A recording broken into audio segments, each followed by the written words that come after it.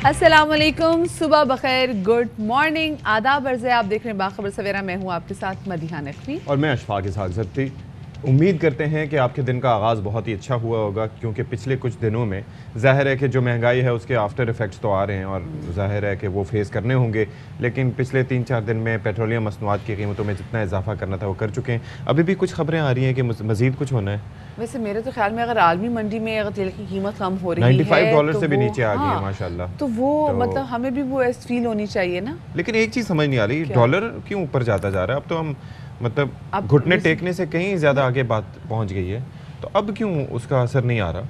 क्या अब क्या ये मतलब मिफ्ता साहब अब- जवाब दें। अब फिर ये बड़ा गलत होगा कि इसहाक डार साहब के बारे में जिस तरह से राह हमवार की जा रही है आने की, वो आने के बाद फिर नए सिरे से एक सेटअप स्टार्ट कर देंगे। यार अभी भी हो सकता है बैक एंड पे वही हूँ, लेकिन बात ये You है never कि know. वल्लाह आलम। तो आवाम को रिलीफ चाहिए भाई, this is what we want. हमें इससे कोई फ़र्क नहीं पड़ता कि हुक्मरानी कौन कर रहा है। बेशतर लोगों को जिनकी जो ज़ाहिर है कि कमाई इतनी नहीं है कि वो इस तरह के झमेलों में पड़ सकें, डे टू डे मामलात वो अपने देखते हैं कि आज इतनी कमाई होगी, चलो अल्लाह का शुक्र है, दिन सुकून से गुजर जाएगा। उनका मसला ये नहीं है, उनका मसला है तर्ज़ हुक्मरानी से। कौन हुक्मरानी कर रहा है, क्या कर रहा है, कैसे कर रहा है, दे आर लीस्ट कंसर्न। चले जी, शो में बहुत कुछ आपके साथ शेयर करने के लिए टॉप स्टोरीज पर नजर डालते हैं।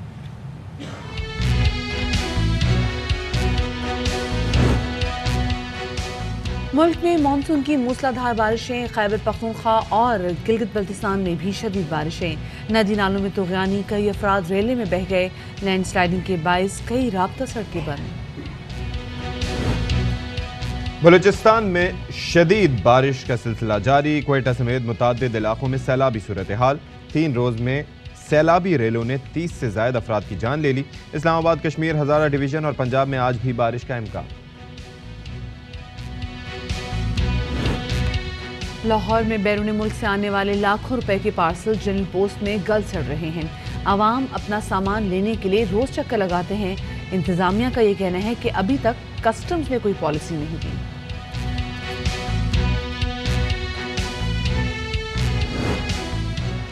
और सेल्फ स्टडीज़ के लिए पुरसुकून माहौल। कराची के ज़िला वस्ती में 24 घंटे खुली रहने वाली लाइब्रेरी, तैबूरिया लाइब्रेरी में नौजवानों की बड़ी तादाद आने लगी। CSS के लिए अलग सेक्शन, साथ ही नायाब किताबों का एक बड़ा कलेक्शन भी दस्तयाब।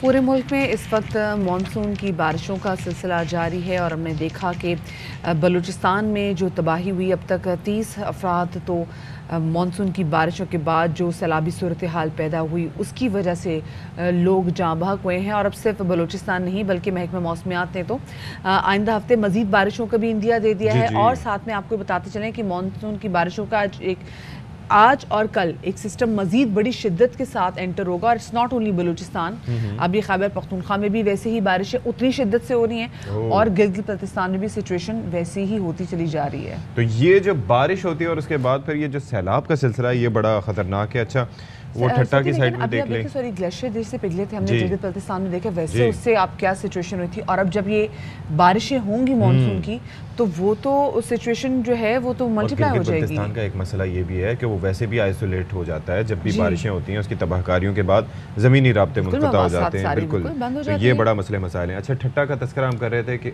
ये देखें गाड़ियाँ, ये सड़कों पे इतनी रफ्तार से नहीं चल रही थी जैसे उड़ती हुई थी, ये तैरती तैरती जा रही थी। आप इमेजिन करें कि क्या मसले हैं, कितने लोगों की अमलाक का नुकसान हो रहा है, जानवरों का नुकसान जो हुआ वहाँ पर बलूचिस्तान में, वो भी हमने आपको बताया। अच्छा, ठट्टा का तस्करा कर रहा था। झम्पेर जो कोल माइंस हैं वहाँ पर सैलाबी रेला दाखिल हुआ, जिसके बाद 10 से ज़ायद कानकुन फंस गए। उनको निकालने के लिए कोशिशें जारी हैं।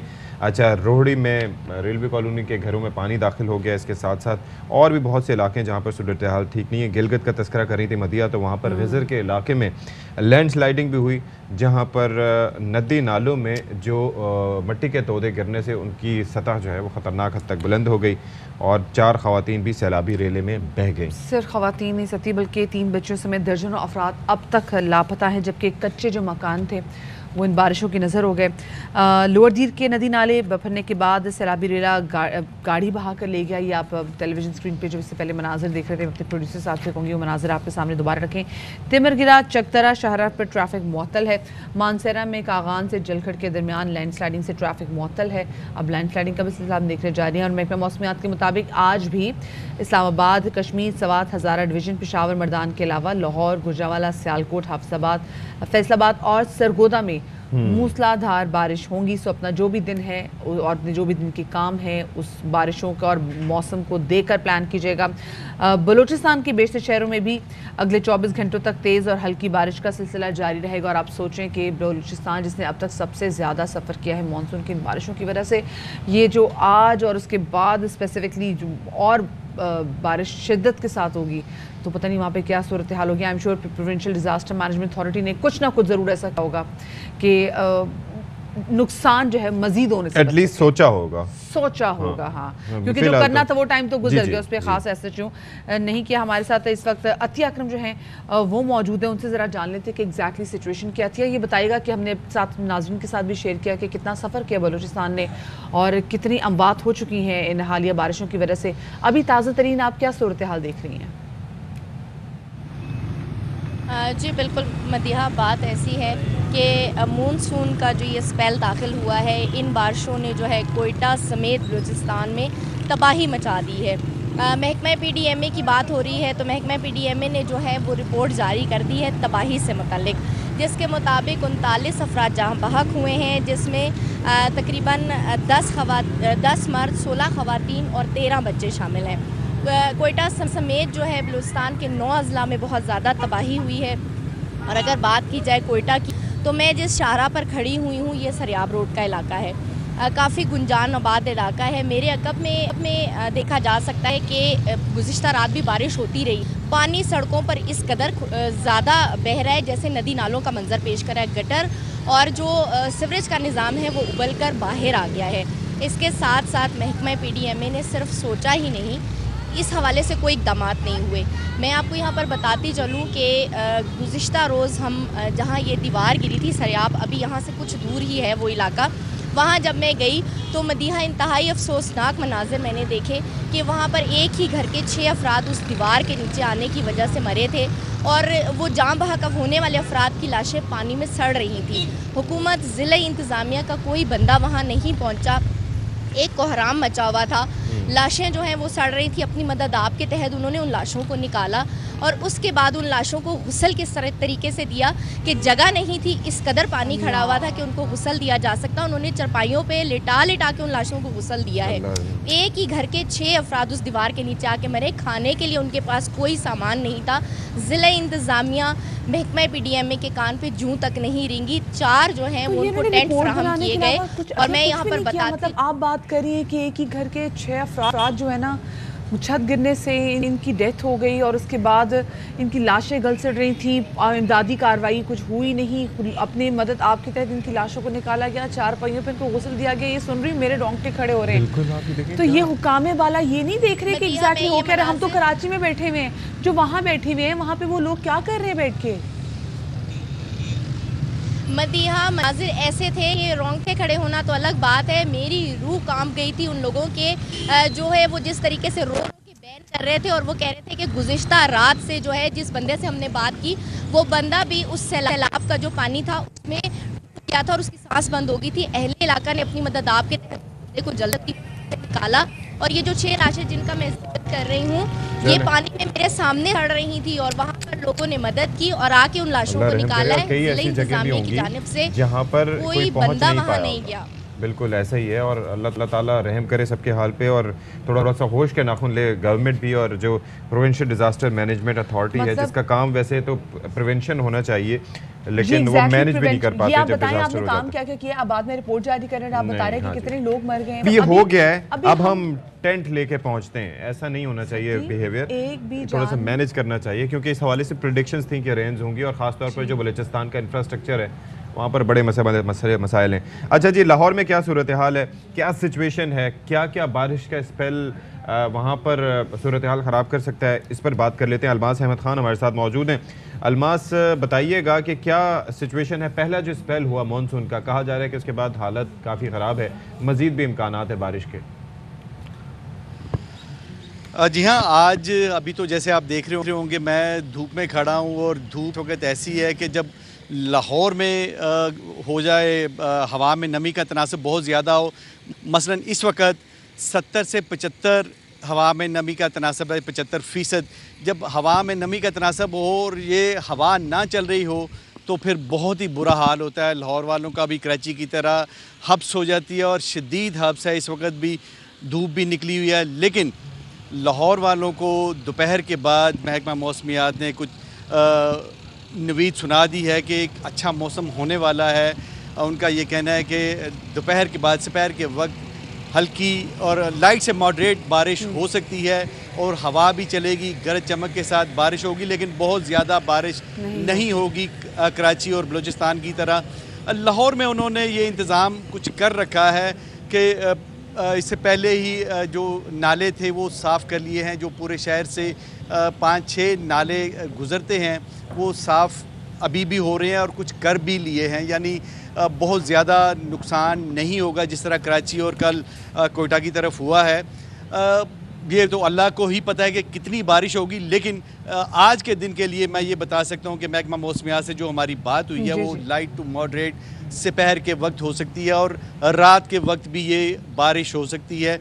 अभी स्पेल जारी है ये वाला, और ये 8 और 9 की रात तक ये हमें बताया गया कि ये स्पेल जारी रहेगा और उसके बाद फिर कुछ देर के लिए वक्फा आएगा और फिर अल्लाह ही बेहतर जानता है। क्योंकि सही कह रहे हैं, लेकिन अलमास अभी आपसे बात करते हुए हम देख रहे थे आप धूप में खड़े थे और एकदम जो है वो बादल भी आ गए, धूप थोड़ी सी कम हो रही है फिर बड़ी, वो हम देख रहे हैं। और लाहौर में हम देखते हैं कि जब हवा बंद हो जाती है तो एक कंफर्म सी बात होती है कि अब बारिश होगी। तो लाहौर में भी कुछ ऐसा होने जा रहा है। बहुत शुक्रिया जी, अलमास ने बताया कि सिचुएशन लाहौर में तो बहुत बेहतर है, क्योंकि जितने वहाँ पर नदी नाले हैं उनकी जो सफाई थी वो की गई है, पेश के इकदाम किए गए हैं, इसलिए ज़्यादा ख़तरा नहीं है। वैसे भी लाहौर में उतनी बारिशें नहीं होंगी जितनी हमने बलूचिस्तान में देखी, खैबर पख्तूनख्वा में देखी, गिलगित बल्तिस्तान में देखी।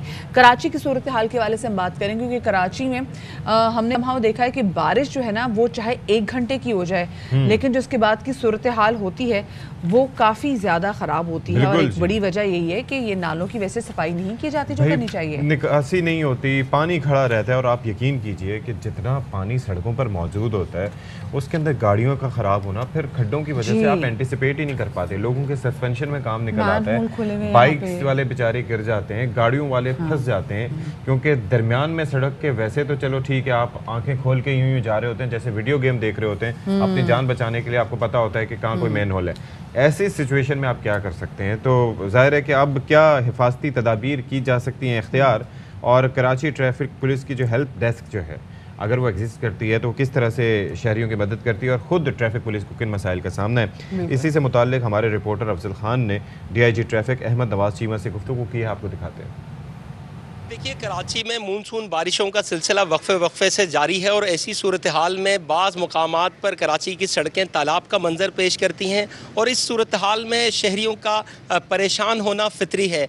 हमारे साथ मौजूद हैं DIG ट्रैफिक अहमद नवाज साहब, उनसे जानेंगे कि शहरी जहमत से बच सकें, इस सिलसिले में शहरियों को क्या एहतियाती तदाबीर इख्तियार करनी चाहिए और ट्रैफिक पुलिस जो है वो क्या इक़दाम कर रही है। शहरी घर से निकलने से पहले जो ट्रैफिक एडवाइजरी है हमारे सोशल मीडिया पेजेस के ऊपर होती है, या 1915 की जो हमारी हेल्पलाइन है उससे मालूमात और अपडेट हासिल कर सकते हैं कि कौन से रास्ते महफूज हैं और कौन से रास्ते जो है वो बारिश के पानी की वजह से वहाँ पे ट्रैफिक का दबाव है। अगर वो ये मालूमात हासिल करके अपने सफ़र का तयन करें तो उनको कई परेशानियों से बचने में मदद मिल सकती है। ट्रैफिक पुलिस की टीमें जो है वो मुख्तलिफ मुकामात पर बारिश में फंसे लोगों के लिए जो है वो काम कर रही है, लेकिन ये कुछ आदाद व शुमार बता सकते हैं कि अब तक कितने लोगों की मदद की गई, पेट्रोल कितने लोगों को दिया गया? जी, कल शाम से जो बारिश का सिलसिला शुरू हुआ है और आज सुबह तक हमने कोई 300 रोड यूज़र्स की हेल्प की है, जिसमें कि आइदर उनको पेट्रोल जिसका गाड़ी का अगर ख़त्म हो गया तो वो प्रोवाइड किया, कहीं बैटरी डिस्चार्ज हो गई है, कहीं कहीं गाड़ी खड्डे में फंस गई है तो उसको टोचन करके निकाला गया है, कहीं अक्सर मकामात पे गाड़ियाँ पानी जाने की वजह से बंद हो गई तो उनको दोबारा से स्टार्ट करने में मदद दी गई है। ये हमारा फ़र्ज़ है आवाम की खिदमत और हमारी हमारी ड्यूटी है। हम इन मुश्किलात के बावजूद इंशाल्लाह पूरी खिदमत जो है कराची के आवाम की करते रहेंगे। बिल्कुल, DIG ट्रैफिक का कहना है कि शहरी जो है वो बारिश के दौरान जहमत से बचने के लिए जो ट्रैफिक पुलिस की हिदायत हैं उस पर अमल करें, और उसके अलावा ट्रैफिक पुलिस की जो हेल्पलाइन है 1915 उस पर भी कॉल करके मदद हासिल की जा सकती है। लेकिन ट्रैफिक पुलिस को इस सारी सूरत हाल में कुछ मुश्किलात का सामना भी है, लेकिन उसके बावजूद ना सिर्फ ट्रैफिक की रवानी बहाल रखने के लिए बल्कि मुश्किलात में घिरे शहरियों की मदद के लिए भी ट्रैफिक पुलिस ग्राउंड पर मौजूद है। जी सही, बहुत शुक्रिया अफसल, आपने हमारी इस वाले से रहनुमाई की और हमें बताया कि क्या कुछ किया जा सकता है, क्योंकि कल रात भी जो बारिश हुई थी इसकी वजह से बहुत सारी जगहों पर ट्रैफिक जैम थी। समझ नहीं आ रही थी कि आप कौन से मुतबादिल रूट लेकर अपने घर तक बिल्कुल ऐसे ही है, क्योंकि जाहिर है कि बारिश होती रहती है, फिर आपका इंफ्रास्ट्रक्चर तो है ही नहीं, तो फिर अब क्या उसके अंदर शिकवा क्या करें, आगे सारी चीज़ें एंटिसिपेट इंसान कर सकता है। बिल्कुल, एक छोटी सी ब्रेक की तरफ हम जा रहे हैं, हमारे साथ रहिएगा। ब्रेक के बाद आपका खैर मकदम, और मदिया नकवी शुरुआत करना चाह रही थी, तो प्लीज़ गो अहेड। नहीं शुरुआत के हम वही डिस्कशन जो ये पता है बड़ा एक वो होता है इंसान जो है ना, जब कुछ ऐसा सोचा ना होता इंसान यूं करे और अगला बोलने शुरू हो जाए, पर आप बड़ा सरप्राइज करते। कोई बात नहीं, जो बात तो एक ही है, आप करें या मैं करें, लेकिन सती जो हम अभी ब्रेक में बात कर रहे थे जहाँ की जो सिचुएशन है पूरी, अगर हम कराची की स्पेसिफिकली बात करें, क्योंकि आप लोग भी अब देख चुके हैं कि कराची में वो बारिश जो कि अगर किसी भी शहर में हो 1 घंटे की बारिश हो तो लोग उसको एंजॉय करते हैं, कराची में अगर वही 1 घंटे की बारिश हो तो लोगों को सफ़र करना पड़ जाता है। वक्ती तौर पे तो हम एंजॉय करते हैं, लेकिन जब सड़कों पे निकलते हैं तो आपको पता चलता है कि सूरत हाल कितनी बुरी है, क्योंकि सड़कें जो हैं बहुत कम जगहों की जो है वो अच्छी बनाई गई हैं। जहाँ पे सड़कें बहुत अच्छी बनाई गई हैं तो वो भूल ही गए कि जी कभी बारिश हो भी सकती है कराची में, बारिश होगी तो बारिश का पानी कहाँ जाएगा, उसको प्लान ही नहीं किया, निकासी भी नहीं, कुछ मैनेजमेंट ही नहीं, और फिर उसके बाद खड्डे ऐसे मुंह चढ़ाते हैं, और उसके बाद जो सरप्राइज मिलते हैं लोगों को, वैसे तो देख के आप एंटिसिपेट कर लेते हैं ना, तो बड़े बहुत सारी जगहों पे हमने देखा है कि घुटनों तक पानी खड़ा हुआ है, तो उसके बाद आप वहाँ जाएं आपको पता नहीं चलता कि मैन होल कहाँ पे है, कहाँ पर खड्डे हैं, आपकी गाड़ी लिटरली जो है ना वो बर्बाद हो जाती है। ऐसी तमाम तो सिचुएशन होती है जो बाइक में जाने वाले लोग होते हैं। हट गया मामला, अब तो कार होल्स, पूरा खोदा गाड़ी होल्स, और पता नहीं क्या क्या कहीं कहीं तो ऐसा होता है कि सड़क बेहतरीन कार्पेटेड रोड होती है, लेकिन जब बारिश होती है जरा सा वहाँ पे पानी खड़ा हो जाए तो पता चलता है कि एक बहुत बड़ा हिस्सा जो सड़क का है वो गिर जाता है। अब इस पे जरा बात कर लेते हैं, हमारे साथ मौजूद है कराची से हमें ज्वाइन कर रही है इशरत खान, जो कि इस वक्त बड़ी कीचड़ ज़्यादा एक जगह पे खड़ी हैं जिसको सड़क का नाम देना तो उसकी तौहीन होगी, और बाइक वाले हजरात देखें, वो देखिए खंभों के पीछे से निकल के कैसे वहाँ से बेचारे वो तशरीफ ला रहे हैं, ये तो मौत के कुएं में भी 10 लोगों ने जाना है और उसके कहीं भी जाना है तो कपड़े गंदे होंगे, क्या बनेगा। और सारा फोकस उनका भी गुजरते गुजरते सड़क की तरफ नहीं है, कैमरे की तरफ है, दूर से वो देख रहे हैं। तो इशरत बताइएगा, आप वहाँ पर मौजूद हैं जान जोखम में डाल के, तो क्या सूरत हाल है, कौन सी सड़क के आज आप हमें सैर करा रही हैं? जी हाँ बिल्कुल, आज मैं आपको सैर करा रही हूँ गरीबाबाद की, और ये शारा है, यहाँ मीना बाज़ार है, काफ़ी इंस्टीट्यूट भी हैं, और इस वक्त चूँकि ऑफिस जाने का टाइम है, बहुत सारे लोग ऑफिस जा रहे हैं और डोलती हुई गाड़ियाँ नजर आ रही, काफ़ी ज़्यादा पानी यहाँ है। चूँकि आज भी गरज चमक के साथ बारिश का इम्कान है और शहर की वही कंडीशन होगी जो कल हुई है। ख़ास चीज़ एक और बता दूं कि मैं जहां खड़ी हुई हूँ और यहाँ से जो लोग गुजर के जा रहे हैं वो मेरे ऊपर भी पानी के छींटे उड़ाते हुए जा रहे हैं। काफ़ी गुस्सा तो आ रहा है, लेकिन हम मजबूर हैं कि क्या करें। शहरी से मेरी बात हुई है, उनका यही कहना है कि अब्रे रहमत नहीं, हमारे लिए जहमत बन जाती है। जो हमारी कराची की इंतज़ामिया है उन्हें मालूम नहीं है कि बरसात का मौसम है, सफाई कर ली जाए नदी नालों की। जो रोड के हमारी हालत है, सिर्फ रोड नहीं, तमाम कराची की शाहराहों की हालत बहुत कम। सही, रोड की हालत हमारे सामने देख रहे हैं कि बारिश हो रही है, बारिश ने भी अभी होना है, और वहाँ पे जो खड़ी थी वो ताजी क्या सिचुएशन है। लेकिन it was quite scary because देखें ऐसे में आपकी ब्रेक्स और सस्पेंशन और 10 चीज़ों पे असर पड़ता है, और जितने करीब से वो गुजर रहे थे तो वो नुकसानदेह भी हो सकता है, छींटों से भी हट के मामला आगे बढ़ सकता था, और ये बड़ा एहतियात करनी चाहिए जी। वेदर फोरकास्ट तो आ चुकी है ना हमारे पास, ठीक है। तो अब मैं ये सोचूं कि जिन लोगों ने आज मवेशी मंडी का रुख करना होगा तो मवेशी मंडी की इस वक्त सूरत हाल क्या होगी, जगह जगह पानी भी खड़ा होगा वहाँ पर, और मेरे ख्याल से जो मवेशी मंडी में जो व्यापारी मौजूद है उनकी भी कोशिश होगी कि जल्द अज जल्द जो भी जानवर है ना वो निपटाए, क्योंकि खुदा ना खासा एक तो लंपी डिजीज देखिए पंजाब से पहुंच चुकी हुई कराची, एक जानवर ऐसा आ जाए तो आपको पता सिचुएशन क्या हो जाती है। वो आइडियल सिनेरियोज के लिए होते हैं कि मौसम ठीक ठाक रहे तो जानवर आ रहे हैं, फिर उनकी चेकिंग हो रही है। जब ऐसा होता है ना तो उसमें फिर ये है कि आपको कुछ आप कहते हैं कि बस निपटाओ, सारे जो हैं वो SOPs एक साइड पे रख दिए जाते हैं और बारिश से बचने की कोशिश की जाती है। तो दिस इज चलें जी, वैसे कोशिश करेंगे, लेकिन क्योंकि आपको पता है मौसम जिस वक्त काफ़ी ज़्यादा अनप्रिडिक्टेबल होता चला जा रहा है तो लाइन में भी थोड़ा बहुत मसला आ जाता है। अब हम ज़रा बात करते हैं जनाब एक बड़े अच्छे और ज़बरदस्त किस्म की इनिशिएटिव की। आपको मालूम है कराची में और मुल्क भर में लोड शेडिंग का जो सिलसिला है वो जारी सारी भी है, और साथ में जनाब बहुत सारे स्टूडेंट्स वो भी परेशान है कि क्या करें भाई, हमें समझ में नहीं आ रहा कि हम कहाँ जाएं। लोड शेडिंग का भी अज़ाब है और पर्चे भी देने हैं, पढ़ना भी है। पर्चे तो खैर ख़त्म हो गए लेकिन पढ़ना भी है। तो अब कराची में एक ऐसी लाइब्रेरी का इनेकाद किया गया है जो कि 24/7 खुली रहती है। अच्छा, वैसे लाइब्रेरी कल्चर हमारे यहाँ बहुत कम हो चुका है। अगर अब देखा जाए तो पहले तो अब ये देखें ना, चंद बड़ी लाइब्रेरियों के नाम तो आप भी गिनवा देंगे, मैं भी उनका तज़किरा कर सकता हूँ, लेकिन उससे हट के जैसे गली मोहल्लों में लाइब्रेरीज होनी चाहिए। लाइक हर टाउन की सतह पर 1 से 2 लाइब्रेरीज होनी चाहिए। लोग वहाँ पर जाएं, किताबें जो महंगी होती हैं नहीं खरीद सकते, वहाँ पर पढ़ें। देखा जाए दूसरा ये कि जो मोबाइल फ़ोन्स की वजह से लोगों ने इस पर पढ़ना शुरू कर दिया, ये भी एक बड़ा मसला आ गया।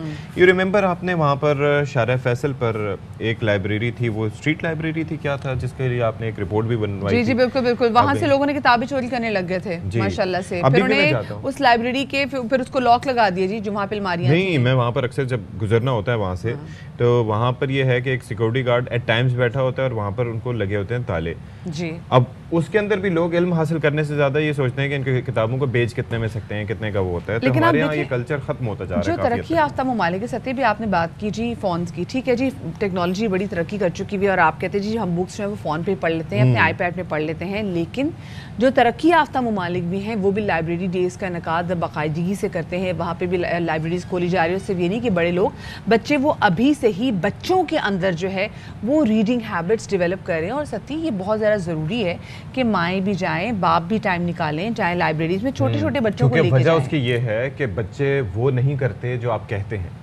बच्चे वो करते हैं जो आप कर रहे हो, तो आपसे सीखते हैं। अच्छा जी, कराची का ज़रा तज़किरा कर लेते हैं। यहाँ पर एक तैमूरिया लाइब्रेरी है और ये इस लाइब्रेरी की सबसे खूबसूरत और सबसे अच्छी बात ये है कि ये 24/7 ऑन है, 24 घंटे खुली रहती है।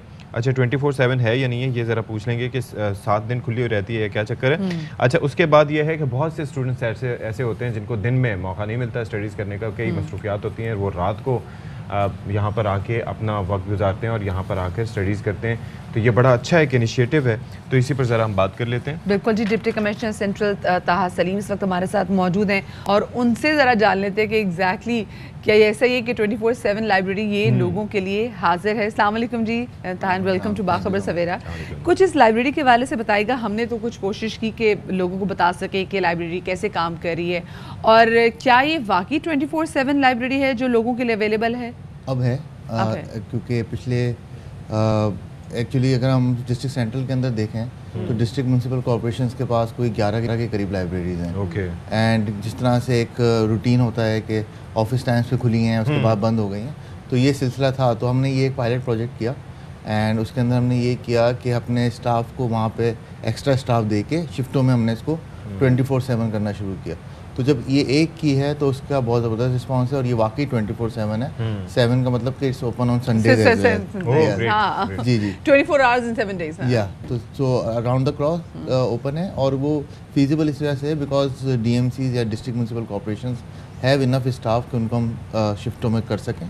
और कराची का जिस तरह का माहौल है, स्टूडेंट्स हैं या जो अगर प्रोफेशनल्स भी पढ़ रहे हैं तो वो उनके लिए बड़ा मुश्किल होता है कि वो सिर्फ वर्किंग आवर्स में पढ़ें। अच्छा। अक्सर पढ़ाई होती ही रात के वक्त है। और जैसे ही हमने ये किया तो 1 महीना हमने पहले पायलट प्रोजेक्ट किया टू सी 3 प्रॉब्लम इनको हटा दें, उसके बाद फिर वी इनॉग्रेटेड इट और अभी इसको 15 दिन। अच्छा, ये बताएं कि ये ज़ाहिर है कि लाइब्रेरी है तो इसके अंदर रिस्पांस आपने कहा कि अच्छा आ रहा है, रिस्पांस किसकी तरफ से आ रहा है और ख़ास तौर पर मतलब ज़ाहिर है कि मुख्तलिफ मकतब फ़िक्र के लोग होते हैं, एज ग्रुप्स होते हैं, बच्चों के क्या रुझान है? वो बहुत अच्छा है, बल्कि even not only among the student but also जो हमारे प्रोफेशनल्स हैं और जो पुराने लोग हैं। क्योंकि ये अगर आप डिस्ट्रिक्ट सेंट्रल की बात करें तो 2 लाइब्रेरीज, जिसमें एक तैमूरिया लाइब्रेरी दिस वन एंड एक गालिब लाइब्रेरी। जी, गालिब तो बहुत ही, ये दोनों बहुत एक आइकॉनिक और एक पुरानी लाइब्रेरीज हैं। गालिब तो बल्कि इधर से जाते हैं। जी बिल्कुल करीब ही आपको पड़ती है और उसका रिस्पांस हर एज ग्रुप का बहुत अच्छा है। There been a lot of appreciation, people are coming up and saying कि हम यहाँ पे एक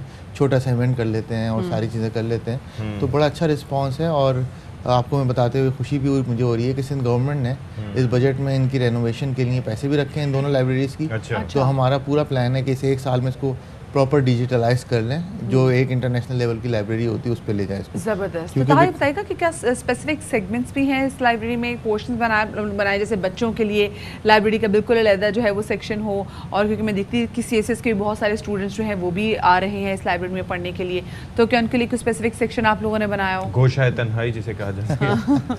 नहीं, पूरा ही गोशाए तन्हाई तो पूरा ही लाइब्रेरी है, लेकिन ये है कि it will keep incrementally getting better.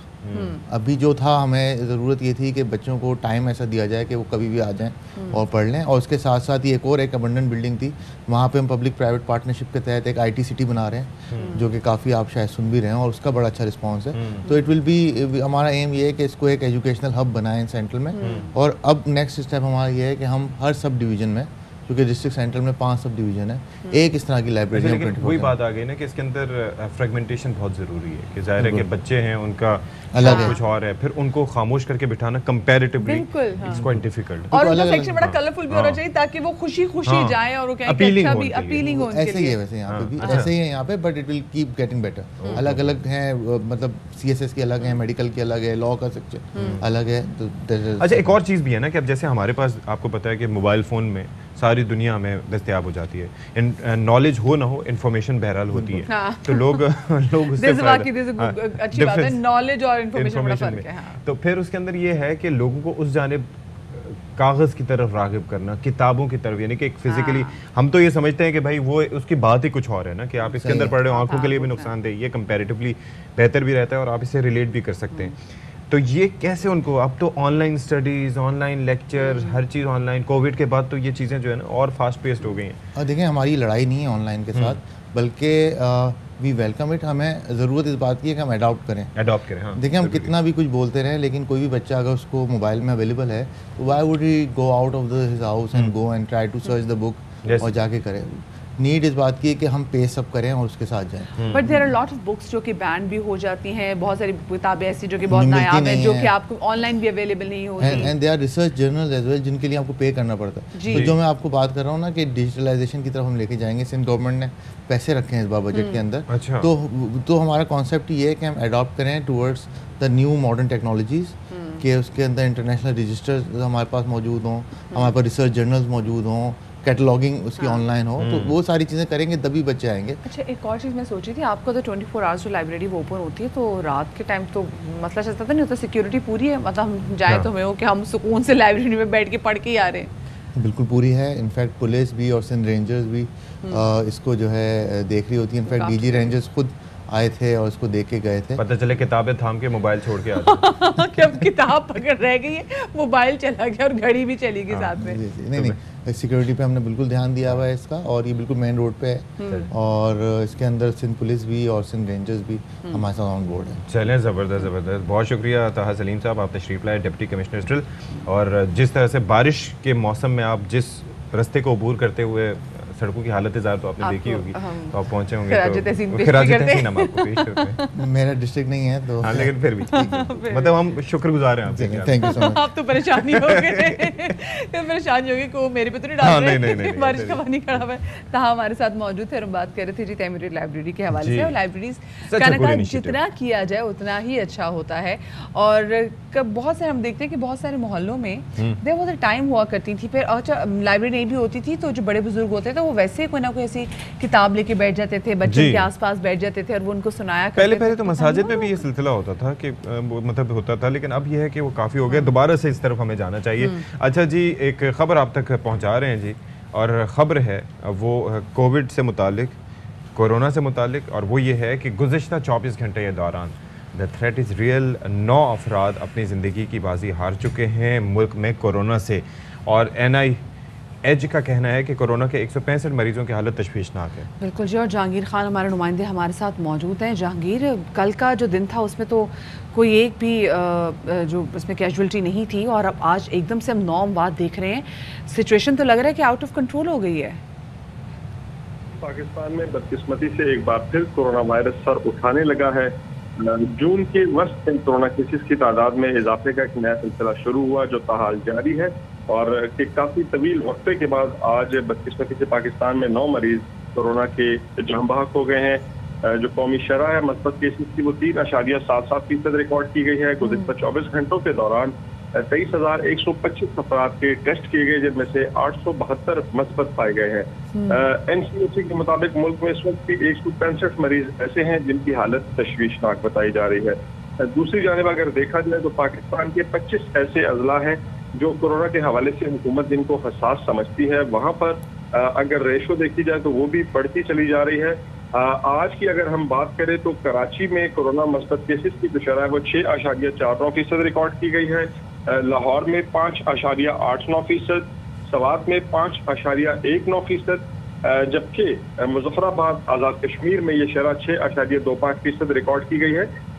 मुल्क भर में कोरोना SOPs पर एक बार फिर से अमल दरामद शुरू कर दिया गया है। हुकूमत इस हवाले से सख्ती भी कर रही है, ताहम फिर भी कोरोना केसेस की जो शरह है वो बढ़ती चली जा रही है, जिसकी बुनियादी वजह हुकूमत की जानिब से जो बताई जा रही है वो ये है, चूँकि मुल्क में ईद का समा है और मवेशी मंडियाँ भी जगह जगह खुल चुकी हैं, बाजारों में ईद की खरीदारी का भी इस वक्त सीजन चल रहा है। इस वजह से जो चहल पहल होती है उस दौरान में कोरोना के जो केसेस हैं उसमें इजाफा फिर से देखने में आ रहा है। सही, ठीक है, बहुत शुक्रिया। जहांगीर खान हमारे नुमाइंदे हमारे साथ मौजूद हैं और आप लोग से हमारी ये रिक्वेस्ट है कि कोशिश कीजिए जो बड़ी गैदरिंग्स है वहाँ का रुख ना करें। और अभी तो भाई फिर से स्टार्ट करते हैं, wear mask, use hand sanitizers, 20 second तक अपने हाथ धोएं, you remember it all now, तो एहतियात करें। छोटी सी ब्रेक ले रहे हैं, हमारे साथ रहिएगा।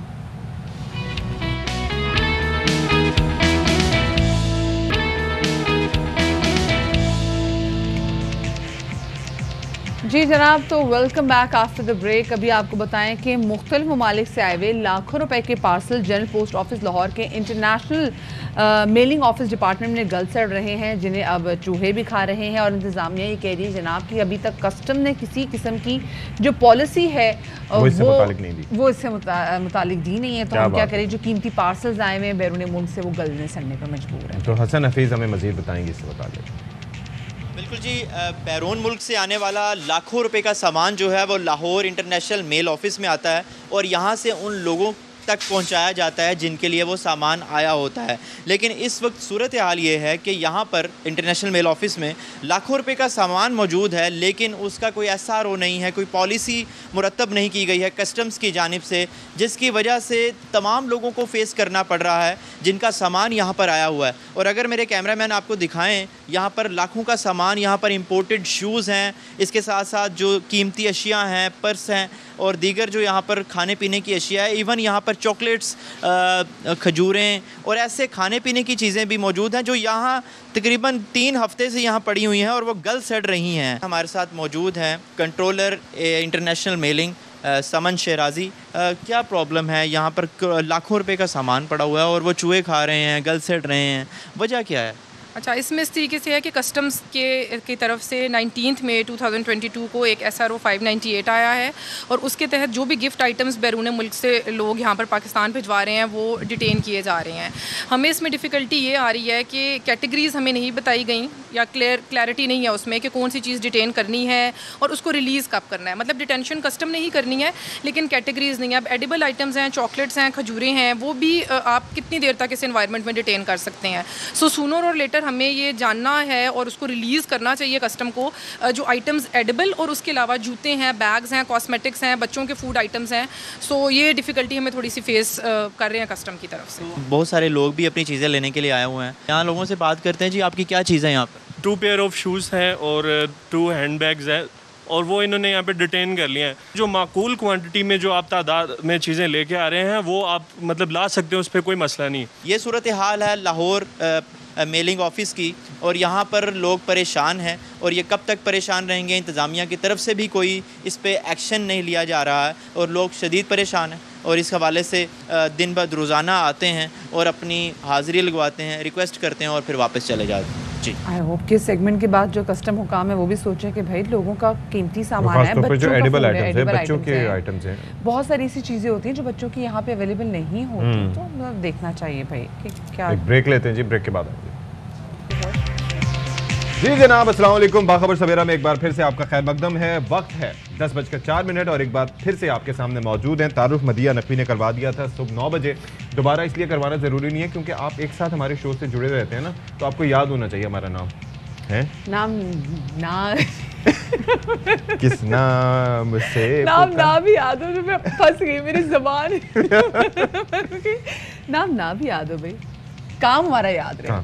हाँ, काम आ रहा है और अल्लाह करे हम अच्छे काम करें, आपके साथ अच्छी अच्छी खबरें शेयर करें, हमारे पास अच्छी अच्छी खबरें आएँ, रोज हम हंसी खुशी 2 घंटे का शो करें, सुबह जब आपने दिन का आगाज वो हंसी खुशी हमारे साथ करें, सारा दिन आपका अच्छा गुजरे, तो कितना ही अच्छा होना। ये मुझे लगता है मैं सोच रही हूँ क्या मैं हसीन सपना देख रही हूँ। ऐसा कब होगा, अच्छा टाइम कब आएगा सती, जब तेल सस्ता होगा, महंगाई कम होगी और सब चीजें बहुत अच्छी होंगी, कोविड नहीं होगी और महंगी होगी जान है। अब तो रोटी भी बहुत महंगी हो गई है भाई, बहुत महंगी होगी भाई। हाय बहुत ही मसाइल हैं, लेकिन साथ ही साथ ईद कुर्बान की आमद भी है। अब सिर्फ 4 दिन रह गए, 3 दिन रह गए। बात सुनिए, कल क्या है, फ्राइडे सैटरडे संडे, यानी कि आज का दिन मिला के 3 दिन, और अगर आज का दिन आप काउंट नहीं करेंगे तो आपके पास सिर्फ 2 दिन रह गए हैं। तो प्लीज़ जाएं, लेकिन जब जाएं मवेशी मंडियों का रुख करें तो अपने आप को मास्क लगा के जाएं, क्योंकि हमने देखा कि गुज़िश्ता 24 घंटों में 9 अफराद जो है वो कोविड की वजह से सयाहों के लिए भी इस हवाले से गाइडलाइंस जारी होगी। अच्छा, NCOC जो गैर फाल कर दिया गया था, अभी फाल है, एक्टिव है? नहीं, अभी देखें ना, अभी तो NCOC NIH की जानिब से आया था। अच्छा, दूसरी चीज़ भाई ये है कि एहतियात बिल्कुल रखें। दूसरा ये है कि वैसे तो कहा जाता है कि शहर कायद कराची में मवेशी मंडी सिर्फ सोहराब गोट पे है, लेकिन जगह जगह पे आप देख रहा हूँ कि काफ़ी जो है वो, उस दिन लियारी एक्सप्रेसवे के पास से गुजर रहा था तो इस साइड पे काफ़ी बड़ी मवेशी मंडी जो है वो बनी हुई है, वहाँ पर भी अच्छे खासी तादाद में जानवर थे। तो बहरहाल हर जगह रात 1 बजे के बाद आपको हर गली के मोड़ पे ज़रूर छोटी मवेशी मंडियाँ नज़र आ जाएंगी। वो लोगों के अपने जानवर होते हैं, पता चले भाव ताव करने शुरू हो जाए। एक टॉप स्टोरीज पर नजर डालते हैं।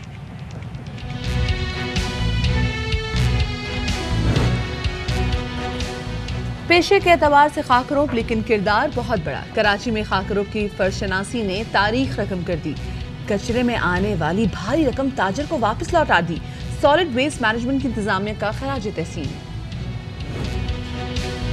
पंजाब के ज़िमनी इंतखाबात में गहमा गहमी उरूज पर 20 हल्कों में नून लीग और तहरीक इंसाफ के दरमियान कांटे का मुकाबला मुतवक्किल। इमरान खान कहते हैं कि एम्पायर्स मिलकर भी हमजा को नहीं जितवा सकते।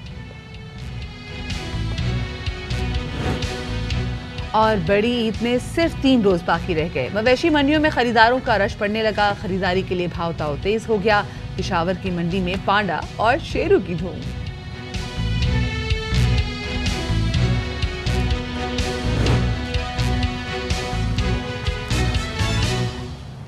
अच्छा जी, तो अब 2 चीज़ें हैं जिनकी बड़ी बाज़गश्त हो रही है। एक तो जी 24 तारीख को जो यहाँ पर इलेक्शन होने जा रहे हैं बल्दियाती कराची में, ठीक है, और फिर यह है कि पंजाब के 20 हल्कों पे जो 17 तारीख को होने जा रहे हैं ज़िमनी इलेक्शन। तो बड़ा जनाब उस पर हम देख रहे हैं शोर हो रहा है, और असल टकराव कहा यह जा रहा है कि मुकाबला जो है वो है तहरीक इंसाफ और पाकिस्तान मुस्लिम लीग नून के दरमियान। बिल्कुल जी, वो तो हमने ज़िमनी इंतखाब में देखेंगे जो होगा पंजाब में, लेकिन जो बल्दियाती इंतखाबात जो रहती हैं यहाँ पे सिंध में, उसमें तो आपको पता ना कि और बहुत सारी पार्टीज आ जाती हैं, जैसे वो TLP भी आ जाए, बहुत सारी आ जाती है। अच्छा जी, मुजफ्फरगढ़ के हल्का PP 272 जतोई में भी सियासी गहमा गहमी अरूज पर है, और इसी हवाले से मजीद बता रहे हैं साजिद अराबी अपनी इस रिपोर्ट में।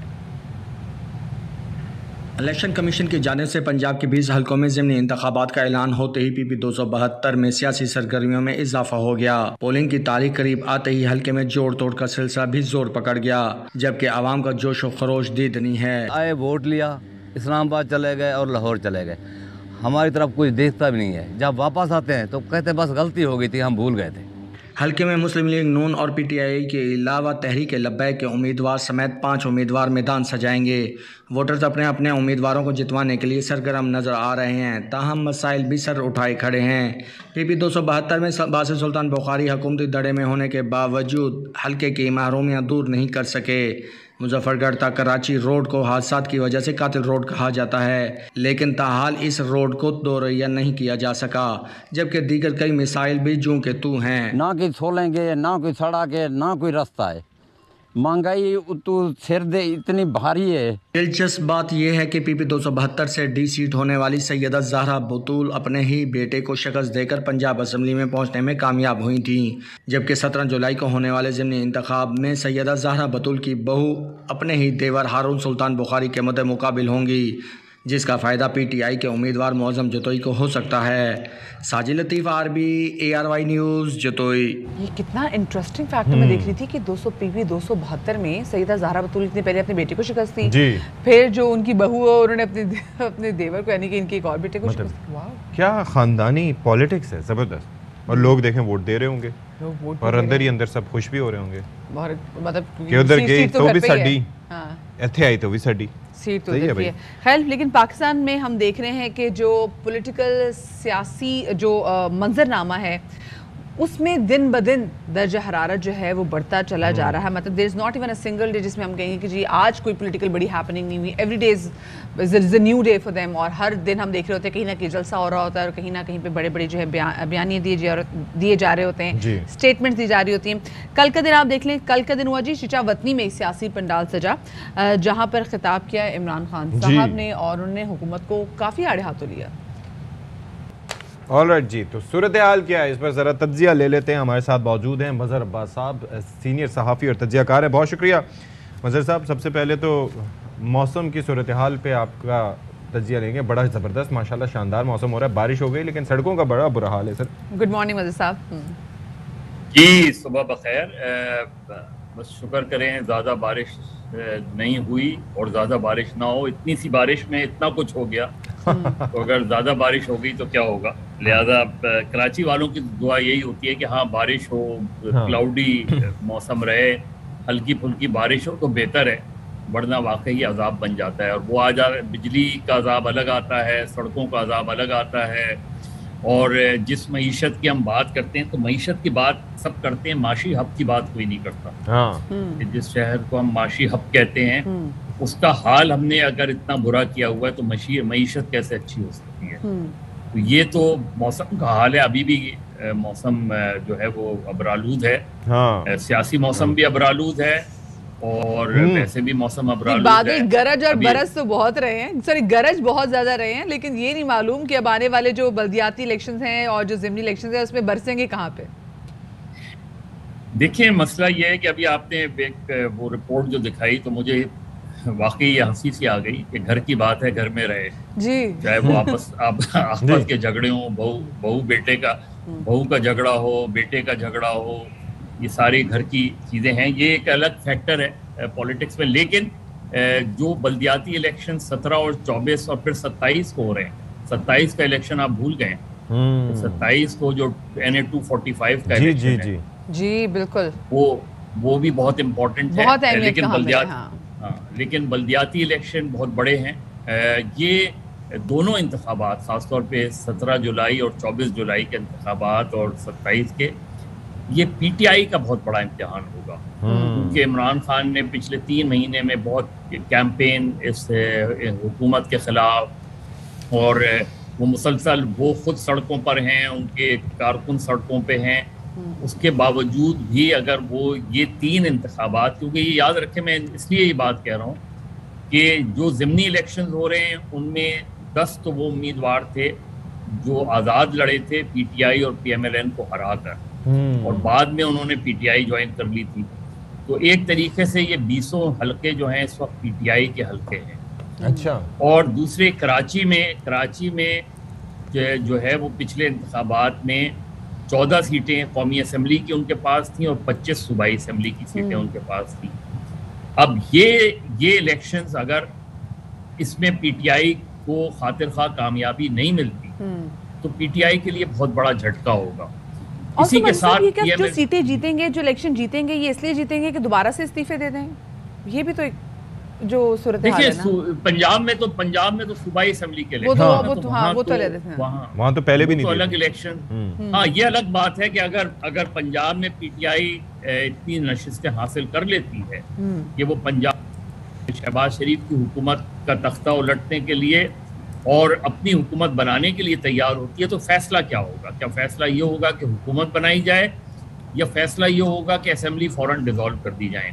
और अगर पंजाब असेंबली आप डिज़ोल्व करेंगे, खैबर पख्तूनख्वा की हुकूमत और खैबर पख्तूनख्वा की असेंबली डिज़ोल्व करेंगे, सिंध की असेंबलियों से इस्तीफ़ा देंगे, तो फिर एक बहुत बड़ा सियासी बहरान खड़ा होगा जो गालिबन नए इंतखाबात तक ले जा सकता है। लेकिन आपको लगता है ऐसा होगा? देखिए, अब यही इमरान खान साहब 2014 में भी इसीलिए कंफ्यूज रहे कि उन्होंने कौमी असेंबली से इस्तीफे दे दिए 2014 में, लेकिन उनकी खैबर पख्तूनख्वा की हुकूमत ने और उस वक्त परवेज खटक साहब ने इससे इनकार कर दिया था कि खैबर पख्तूनख्वा की हुकूमत ख़त्म नहीं की जाए। तो वहाँ ये कंफ्यूजन रहा, इसी वजह से अल्टीमेटली उन्हें वापस कौमी असेंबली में जाना पड़ा 2014 में। तो मेरा ख्याल है हम बहुत जल्दबाजी में फैसला करते हैं। जिस तरह मैं हमेशा से ये बात कहता हूँ कि मेरे नुक्ते नज़र से अदम एतमाद की तहरीक भी एक गलत फैसला था और कौमी असम्बली से इमरान खान साहब का इस्तीफ़ा देना भी एक गलत फैसला था सियासी तौर पे। अब जो सूरत हाल है कि अगर पंजाब में PMLN को सिर्फ 9 से 10 सीटें चाहिए अपनी हुकूमत बरकरार रखने के लिए, तो अगर वो ये 9-10 सीटें जीत जाते हैं ज़िमनी इलेक्शन में, तो एक तो उनकी हुकूमत सेफ हो जाएगी पंजाब में, और पंजाब की हुकूमत का जाना जो है वो मरकजी हुकूमत के जाने से जुड़ जाएगा।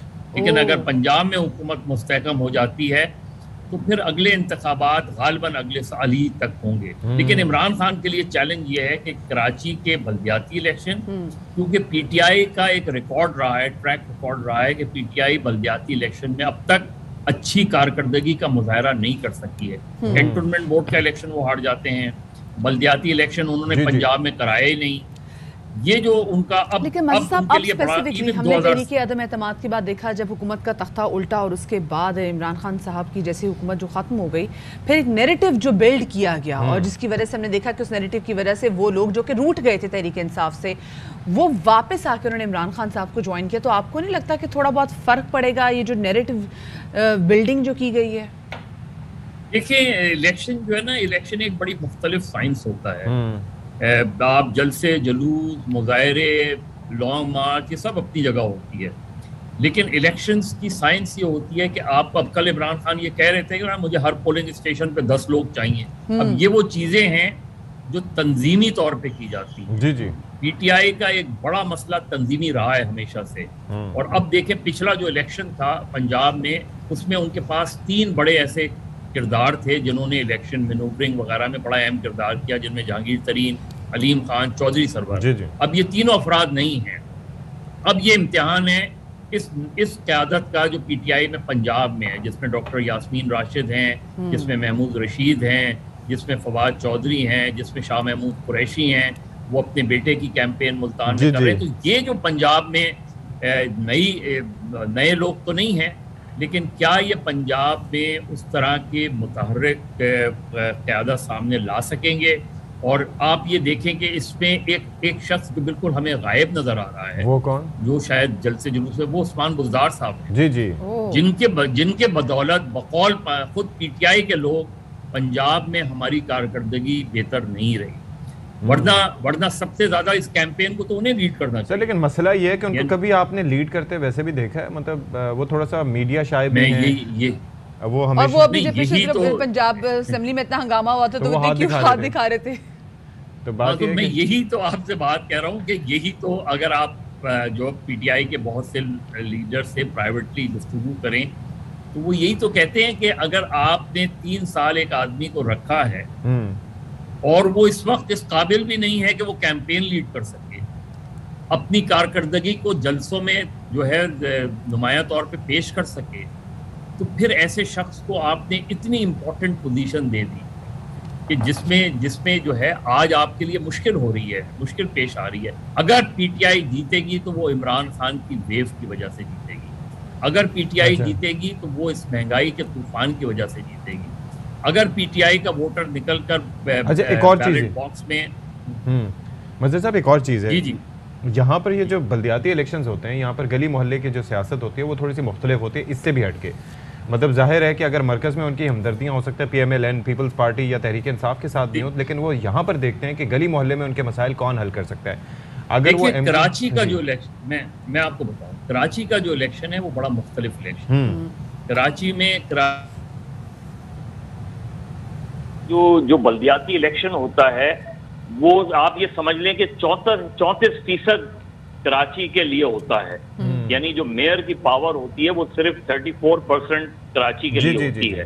बाकी तो आप मुख्तलिफ कैंटोनमेंट बोर्ड, DHA, इनके अलग अलग वो होते हैं। लेकिन इलेक्शन इतनी इम्पोर्टेंट, इस वक्त जो कराची का इलेक्शन है वो बहुत इसमें आपको जो है हैरान कुन नताइज नजर आएंगे, इसलिए कि इतना ज्यादा स्प्लिट है।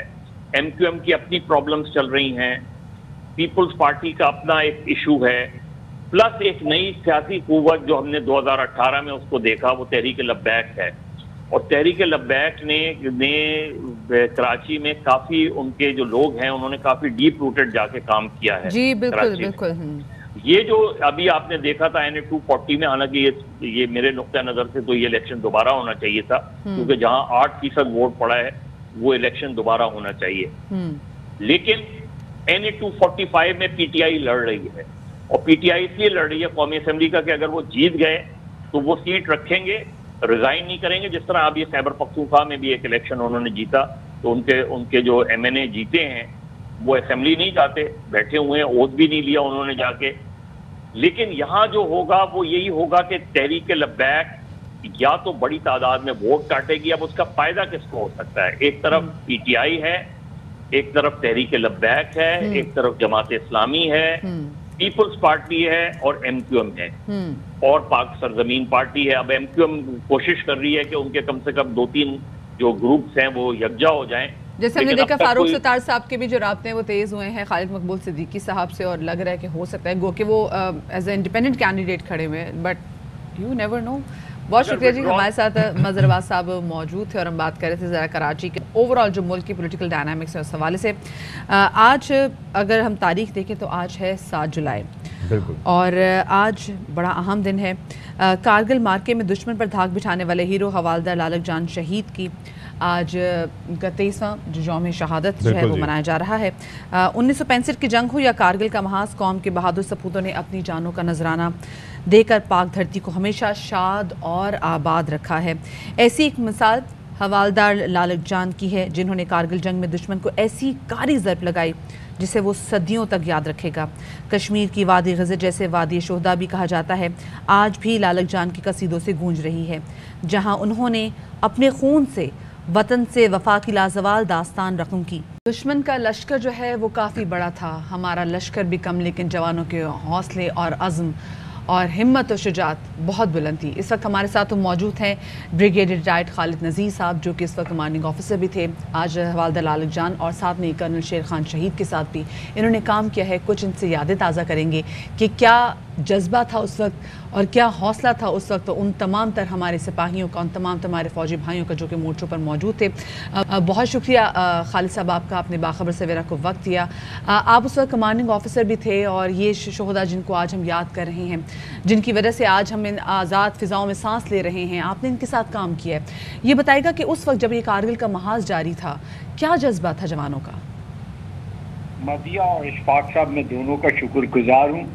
लोगों को हकीकतें पता होनी चाहिए जी जी कि एक्चुअल जो है मैदान जंग में कैसे जंग लड़ी जाती है और क्या हमारे मेयार क्या होते हैं। सबसे पहले वो जगह जहाँ जो नजर से ओझल हो, वहाँ पे दिन के वक्त दीजबानी के लिए पोस्ट और शाम के वक्त लिसनिंग पोस्ट कायम की जाती है। लालक जान को इसी तरह एक लिसनिंग पोस्ट का कमांडर बनाया गया था। अच्छा। और उनके पास एक सेक्शन की नफरी थी। दुश्मन इस पर 4-5 जुलाई से लगातार हमले कर रहा था। उसके पास 22 बैटरियां थी और 2 बटालियन जो है वो हमला कर रही थी, एक जाट रेजिमेंट और एक आजाद कश्मीर राइफल। 4-5 जुलाई को पहला हमला 17 जाट का नाकाम हुआ, क्योंकि उन्होंने एक गलत जगह पर हमला कर दिया था। जब सुबह हुई तो हमें नजर आ रहे थे, तो उनको विड्रॉ करना पड़ा। 6-7 को दोबारा चढ़ाई की कोशिश की गई, लेकिन दुश्मन पसपा हो गया। 7 और 8 जुलाई को कर्नल बोदला थे उस यूनिट के कमांडर, मेजर कमार को मजीद पेशकदमी से रोक दिया गया कि आगे ये फायर करते हैं, और काफी इफेक्टिव इनका फायर है। 8-9 की रात को उन्होंने खुसूसी तौर पे आलात मंगवाए ताकि हमारी कादर पोस्ट पर वो हमला कर सके, जो लालक जान जिसके कमांडर थे। और इसकी तफसीलात उन्होंने अपनी किताबों में दर्ज कर रखी है। वो कहते हैं कि हमारे 22 जवान थे, जबकि यहाँ पे 11 जवान थे, और इस पोस्ट पर कब्जा के लिए उनकी सिर्फ एक फायर बेस जो है वहां से 1,05,000 राउंड MNG, 6,800 AGL, 84 रॉकेट 10 मैदान और 6 फ्रैगेट मिसाइल फायर किए गए इन 11 इंडिविजुअल की। अच्छा जी, एक राइफल कंपनी ने 1 फर्स्ट लाइन और 12 सेकंड लाइन एम्यूनेशन इस्तेमाल किया और 17 जाट के बैटल अकाउंट्स के मुताबिक सबसे ज्यादा जानी नुकसान पूरे कारगिल में इसी बटालियन ने उठाया। और हमारे मालिक जान के लिखते हैं ना कोई जख्मी था, ना किसी ने अपनी जगह से पसकदमी की, वो आखिरी दम आखिरी गोली तक लड़ते रहे। क्या बात है। ये साबित कदमी और फर्ज शनासी की नहायत आला मिसाल है। अमरिंदर सिंह की किताब में सफा 141 पे लिखा हुआ है, it had been the most gallant and determined action fought till the last man. मुझे ARY का खुसूसी तौर पर शुक्रिया अदा करना है क्योंकि आप लोग हैं जो हमारा हौसला बुलंद करते हैं। बिल्कुल जी, बिल्कुल। अगर हमारे में हमने कोई काम किया है तो उसको सराहें, जहाँ पर हमारे से गलती हुई हमें जरूर आप ठीक करें। ब्रिगेडियर साहब, आप हमारी जानों की हिफाजत करते हैं, आपकी वजह से हमारी आपके और आपके जवानों की वजह से और हमारे फौजियों की वजह से, हमारे भाइयों की वजह से हमारी जानें महफूज हैं। हमारी मादरे वतन की तरफ कोई मैली निगाह से नहीं देख सकता। तो ये तो छोटा सा खराज है जो हम अदा करते हैं और मतलब there is more to come. हम शाना बशाना है आपके साथ। बहुत शुक्रिया आपका ब्रिगेडियर रिटायर्ड खालिद नज़ीर साहब हमारे साथ मौजूद थे। वो तमाम वाक़या बयान करते हुए मैं सुन रही थी, इनकी आवाज़ खुद रूहान सी भी बिल्कुल ऐसे। ऑफ कोर्स आपने जब टाइम गुजारा था आपके साथ ही रहते हैं, फिर वो जाम शहादत नोश फरमाते तो फिर वो आप उसको याद भी रखते हैं, फिर ऐसे ही आगे ट्रांसफ़र भी करते हैं जैसे उन्होंने हमारे साथ यादें जो हैं हमारे साथ शेयर की। क्या बात है जी। तुम्हें वतन की हवाएं बिलाशुबा सलाम कहती हैं और हमेशा कहती रहेंगी। एक ब्रेक लेते हैं जी, ब्रेक के बाद हाजिर होंगे।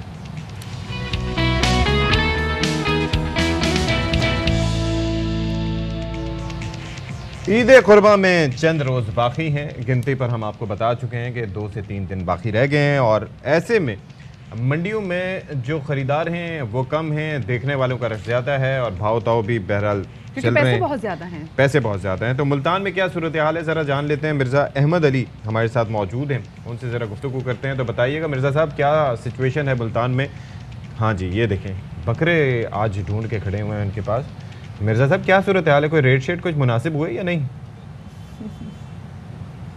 जी बिल्कुल, इस वक्त हम जनूबी पंजाब की सबसे बड़ी मवेशी मंडी सामने हैं। आपको बता दूं कि अभी तक जो है जानवरों की आमद का सिलसिला जारी है, लेकिन गुज़िश्ता रात से सुबह तक होने वाली बारिश की वजह से जो है मंडी में जो है हालात काफ़ी डाउन है। यहाँ पर आने वालों को भी परेशानी का सामना है, जबकि जो व्यापारी हजरात हैं उनको भी परेशानी का सामना है। पहली ही बारिश के साथ ही जो है जानवरों के रेट्स में बकरे के रेट वो 6 से 5 हज़ार रुपये तक कमी आई है, जबकि गाय के रेट में जो है वो 8 से 10 हज़ार रुपये कम हो गए हैं। इसी तरह जो है शहरियों की बात की है तो दिन के औकात में जो है शहरी गर्मी है, यहाँ पर बहुत कम तादाद में मौजूद हैं, भाव ताव भी हो रहा है। लेकिन जिस तरह हम कह सकते हैं कि ईद है और बहुत ज़्यादा रश होना चाहिए, रश जो है यहाँ अभी तक मार्केट में नहीं मंडी में नहीं देखने में आ रहा, जबकि बारिश की वजह से जो है यहाँ कोई प्रॉपर इंतजाम भी नहीं, इसकी वजह से जो यहाँ नशेबी इलाके हैं वो ज़ेर-ए-आब हैं। जितने भी जानवर हैं उन सबको रोड के दोनों तरफ जो है वो व्यापारी ले हैं, जिससे ट्रैफिक के भी मसाइल है, व्यापारियों के भी सामने है और जो ख़रीदार हैं यहाँ पर उनको भी सामना करना पड़ा है। अगर बात की जाए नरखों की तो 25 से 30 किलो का जो दुम्बा है उसकी 40,000 डिमांड की जा रही है। इसी तरह जो 20 किलो के बकरे की 40,000 रुपये डिमांड की जा रही है। 2 मन का बकरा जो है उसके 2 लाख रुपए डिमांड कर। ऊँट की बात की जाए तो ऊँट जो है वो राजनपुर से खुसूसी तौर पर जो है राजनपुर के दही इलाकों से यहाँ पर ऊँट लाए जाते हैं। ऊँटों की बात की जाए तो 5 मन का जो बारिश हो रही है उसमें भी कोई भी कीमत में जो है कमी नहीं आई है मिर्ज़ा। जी पहली बारिश के बाद जानवरों की कीमतों में कुछ कमी देखने में आ रही है। जो बकरा है उसके रेट्स में 5 से 6 हज़ार रुपये की कमी आई है, जबकि जो बड़ा जानवर है उसके रेट्स में 8 से 10 हज़ार रुपये जो है कमी देखने में आ रही है। अगर इसी तरह ये बारिश का सिलसिला जारी रहा तो जानवरों के छोटा जो जानवर है जो बकरे हैं उनके बीमार होने का खदशा जो है वो बढ़ जाता है। जो व्यापारी जो है उनकी कीमत कम में भी फरोख्त करने को तैयार हैं। सही, ठीक है, बहुत शुक्रिया जी। मिर्ज़ा हमारे नुमाइंदे हमारे साथ मिर्ज़ा अहमद मौजूद थे और बता रहे थे एग्जैक्टली इस वक्त सिचुएशन क्या है। बारिशें हुई तो हैं लेकिन उससे सिर्फ और सिर्फ 5-6 हज़ार बकरों की कीमतों में कमी आई है। और पंजाब में आपको पता है लोगों का रुझान ज़्यादातर बकरे ख़रीदने पर होता है। अच्छा, अब बकरों से हम आपको ले चलते बैल पे, और ये बैल भी जो है ना ये आम बैल नहीं है, ये पेशावर में बैल हैं, भारी भरकम बैल है। एक का नाम है पांडा, एक का नाम है शेरू। कौन मिलवा रहा है हमें? धूम मची हुई है, अदनान तारिक।